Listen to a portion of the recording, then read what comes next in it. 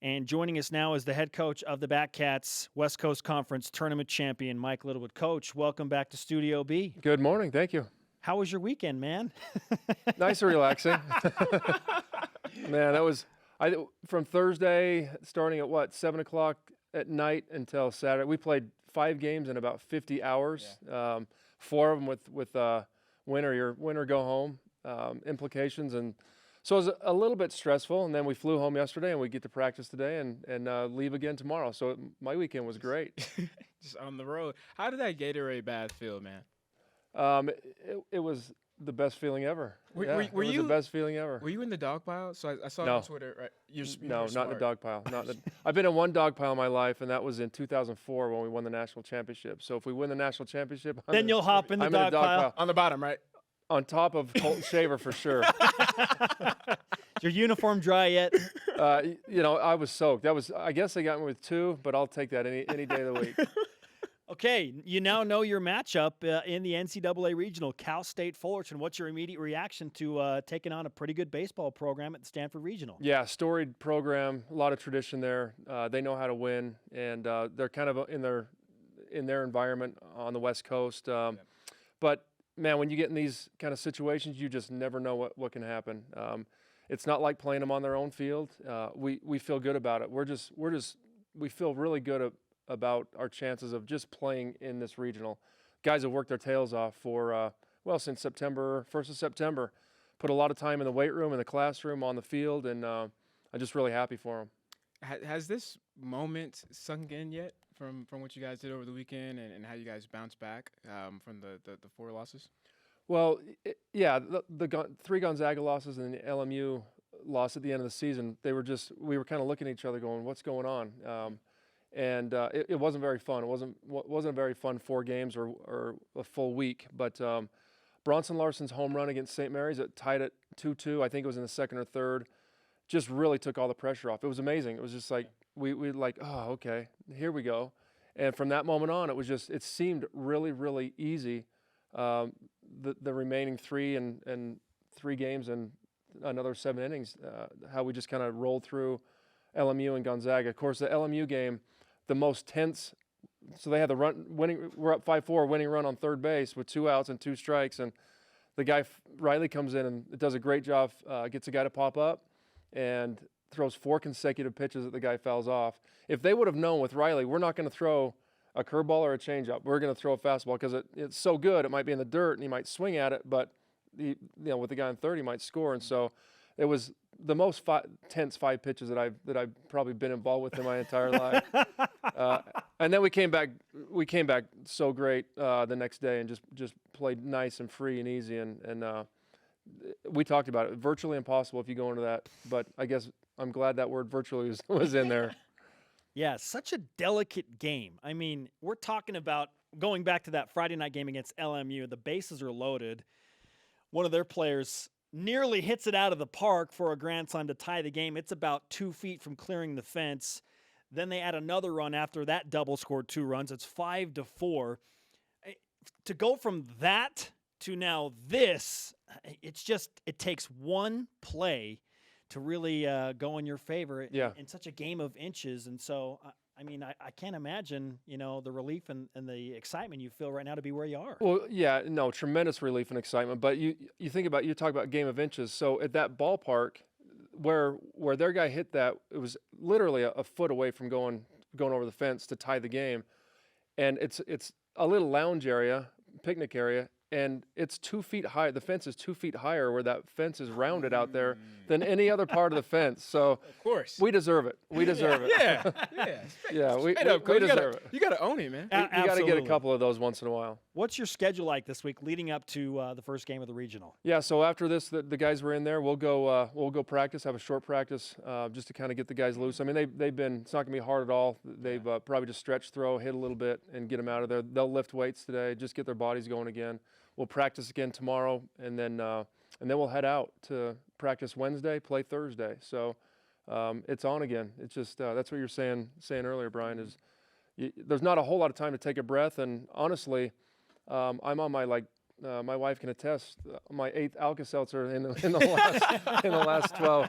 It's that time of year. Any coach that you talk to ever, I mean, they've got some Pepto-Bismol right here and some Alka-Seltzer right here, and you just start, one hand after the other and just keep doing it until the season's over. Nice. So I want to backpedal a little bit, and just go back to the mindset of your team. Just during the last 4 games and facing elimination.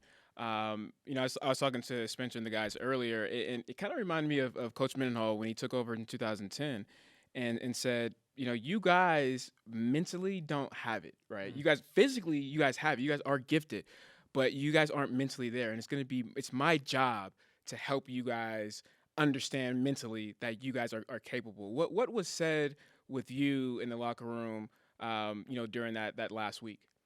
Let me get out of your way and let you go play.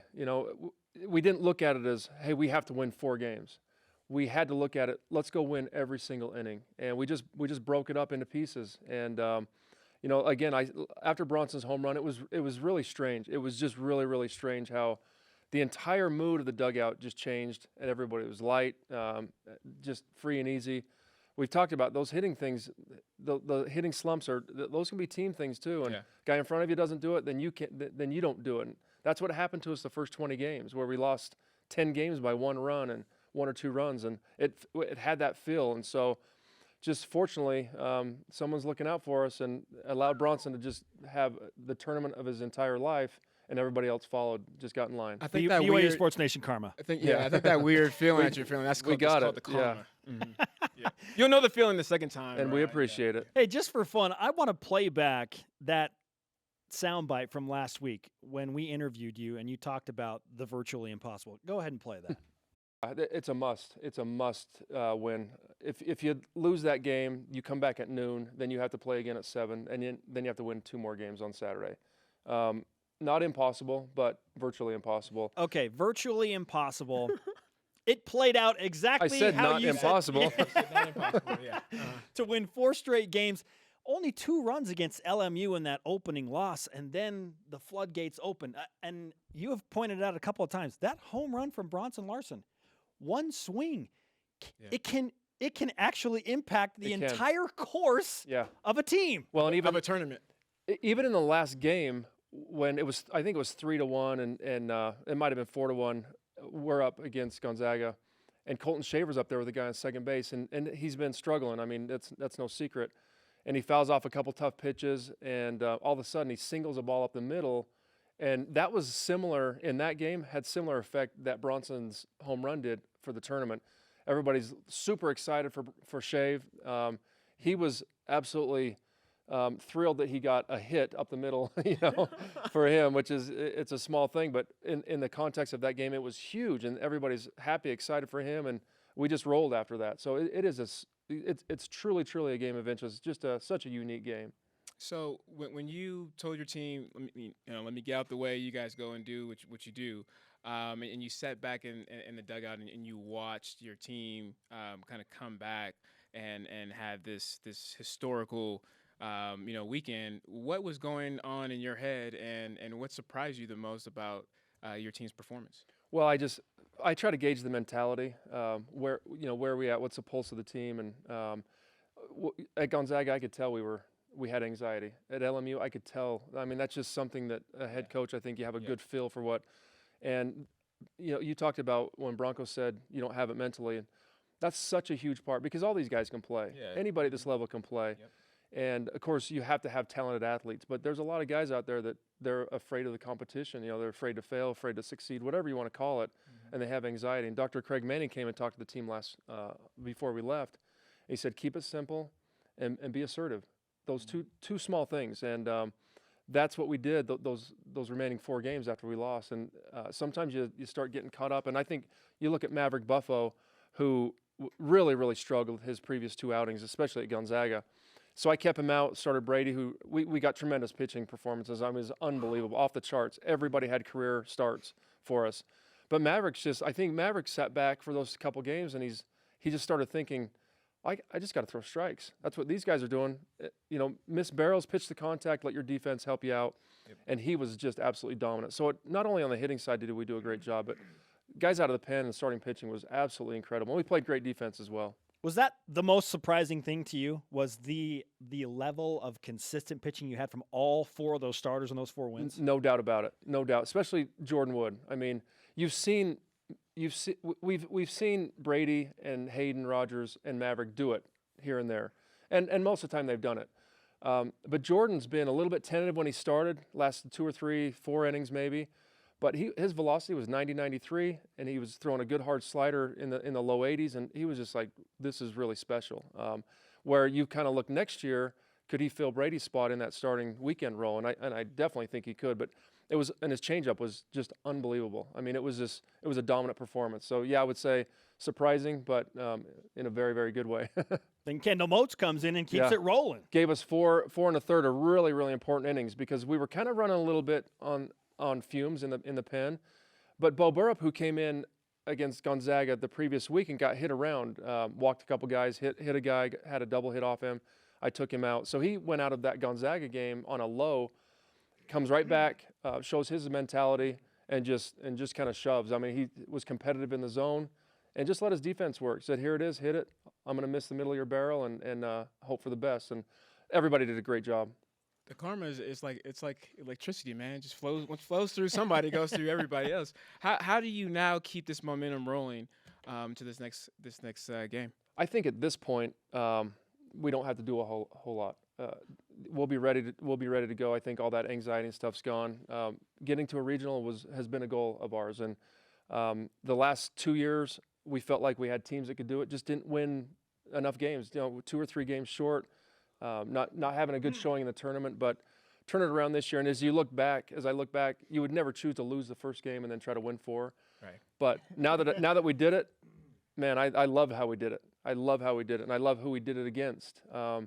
And for me, when Gonzaga dogpiled on us, and I was on the radio, and I told Brent they just dogpiled because they tied us, which is good. I mean, and I also told him we needed that passion this weekend, but to actually do it for the West Coast Conference title and get a bid. Oh, yeah. It was Mike Rucker, former pitcher for us, who's in the Cubs organization now, tweeted out. He said, "Now that's a reason to dogpile." yes. So Absolutely. I kind of like that. So the tri-championship in the regular season kind of feels like your own championship because you won the tournament title as well. It sure does. Yeah, it sure does. I mean, I'd have been crying if winning our league gave you the automatic berth, and then we went up there and lost 3 and lost it. But really all that does is give you seeding. And when you're going into a tournament like ours, you're going to face a good pitcher no matter what. And so it doesn't really mean a whole lot unless there's a certain pitcher that you absolutely don't want to face, which was Corey Abbott.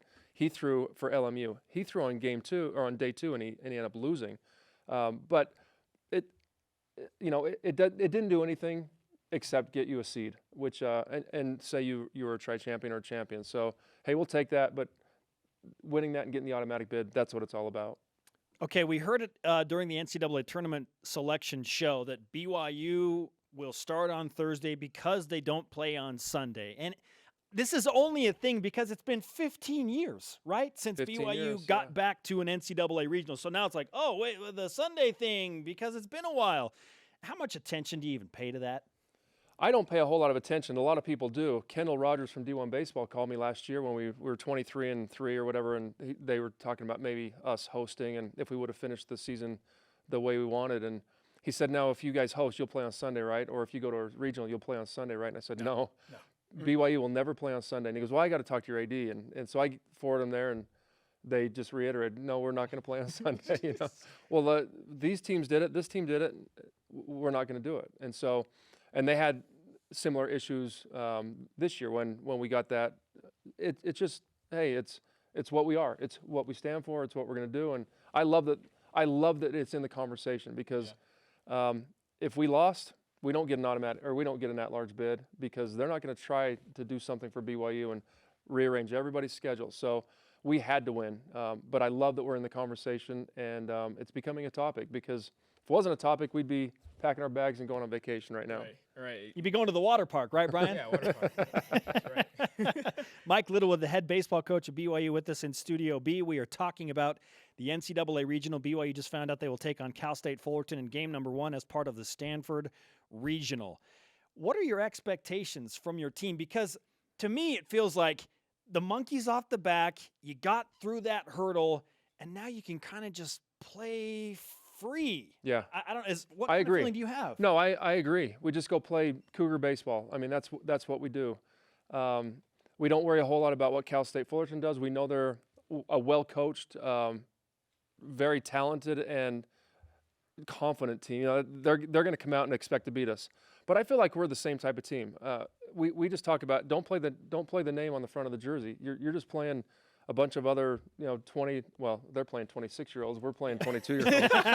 But hey, you're just playing another set of guys, and in this setting, you never know what can happen. Just get a couple hits here and there, get a lead, and sometimes those higher-seeded teams, they get a little tense. They're supposed to win. So I'll answer the question, Spence. He expects to win. Yes. I mean that's Totally yes. expect it. Yeah. Like. And again, I think this comes down to like an athlete and a coach. I mean, you're playing for the right now, right? I mean, you're not thinking about next year, or just because you accomplished one milestone doesn't mean that you are going to go back and sit down. I mean, yeah, you expect to win. Well, and the way I think I'm such a pessimist, because there's times in the season we were 15-3 at some point in the season. I'm like, we'll never win another game. I mean, that's just the way my mind works, We can't win. That's just I don't know what it is about that's set inside me. But yeah. I was kind of looking towards thinking those same things next year. Okay, we've done this, and now I'm looking towards next year going, okay, now what do we do? Now we've got to go. Now we got to make sure we get to a super regional.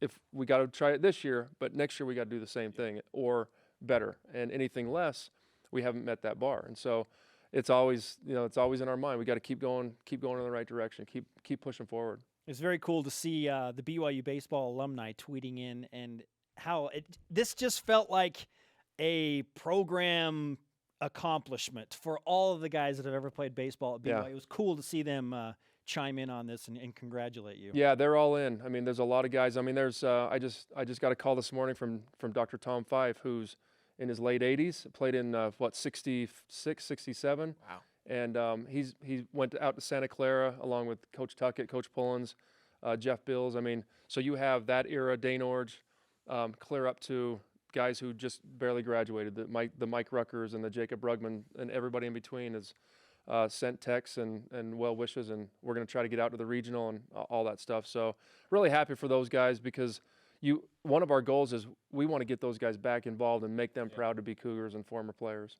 Oh, outstanding. Congratulations again, Coach. Thanks a ton. Obviously still work to do, and we'll do our part. We're going to give you some BYU Sports Nation karma, and you can You can hold my hand, Coach. Don't worry. I thought you were just going to give me some of that. and do whatever you want. Yeah, no, Brian likes to hold hands. I feel like the all karma good. is really passed through, touch. So, yeah, I don't know. Don't judge me, Coach. You got that look. Hey, you got that look on your I got to face. give a quick shout out to Brent Herring, recruiting coordinator, getting the players in. Trent Pratt works with our hitters, scouting reports. Jeremy Thomas, our pitching coach. Hayden Nielsen's been awesome. Undergrad assistant this year. Tuckett Slade, our director of operations. Alex Davis, our trainer. I mean, everybody's all in. They bought in, and we're ready to roll. Program We love effort. this team. Yeah.